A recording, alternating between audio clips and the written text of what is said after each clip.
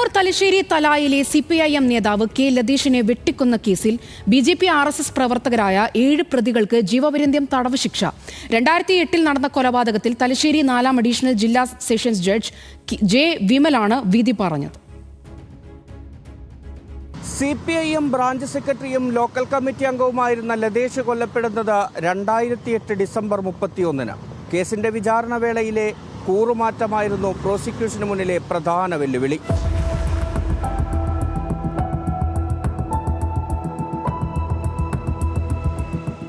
രാഷ്ട്രീയ വൈരാഗ്യത്തെ തുടർന്ന് നടന്ന നിഷ്ഠൂര കൊലപാതകം, രക്ഷപ്പെടാൻ പലയിടത്ത് ഓടിയിട്ടും പകവെച്ച് വെട്ടിക്കൊന്ന ഹീനകൃത്യം.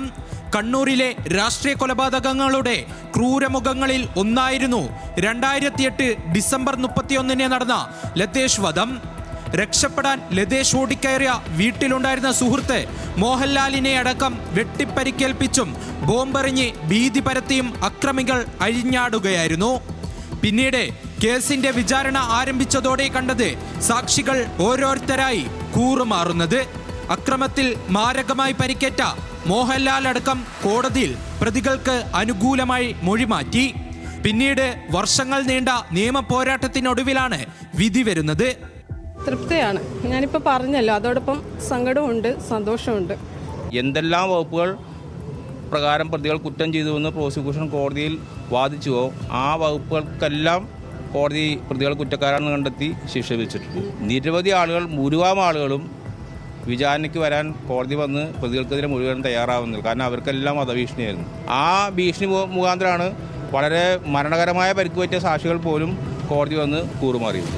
BJP RSS പ്രവർത്തകരായ Sumith, KK Prajeesh Babu, B. Nitin, Sanal, Smijesh, Sajeesh, ATV Jayesh എന്നിവരാണ് ജീവപര്യന്തം തടവിന് ശിക്ഷിക്കപ്പെട്ടത്. പ്രതികൾക്ക് 1,40,000 രൂപ പിഴയും തലശ്ശേരി അഡീഷണൽ ജില്ലാ സെഷൻസ് കോടതി വിധിച്ചു. വിവിധ വകുപ്പുകളിലായി 35 വർഷം തടവ് ശിക്ഷ കൂടി വിധിയിൽ ഉണ്ടെങ്കിലും ശിക്ഷ ഒരുമിച്ച് അനുഭവിച്ചാൽ മതിയാകും. 9 മുതൽ 12 വരെ പ്രതികളെ കോടതി വെറുതെ വിട്ടു. 8ാം പ്രതി വിചാരണ കാലയളവിൽ മരിച്ചിരുന്നു. പ്രതികളെ വെറുതെ വിട്ടതിനെതിരെ അപ്പീൽ നൽകുമെന്ന് സ്പെഷ്യൽ പ്രോസിക്യൂട്ടർ പറഞ്ഞു. തലശ്ശേരി CI ആയിരുന്ന കോഴിക്കോട് ക്രൈംബ്രാഞ്ച് SP U. പ്രേമന്റെ നേതൃത്വത്തിലുള്ള പോലീസ് സംഘമാണ് കുറ്റപത്രം സമർപ്പിച്ചത്. ആക്രമണത്തിൽ പരിക്കേറ്റവരായിരുന്നു കേസിലെ 2 പ്രധാന സാക്ഷികൾ. ഇവരടക്കം കൂറുമാറിയിട്ടും 7 RSS BJP പ്രവർത്തകർക്ക് ശിക്ഷ ലഭിക്കുന്നത് പ്രോസിക്യൂഷന്റെ ശാസ്ത്രീയമായ തെളിവുകൾ ഉൾപ്പെടെ ഹാജരാക്കിയുള്ള വാദത്തിനൊടുവിലാണ്. കണ്ണൂരിൽ നിന്നും നിഖിൽ അളവൂർ, ന്യൂസ് മലയാളം.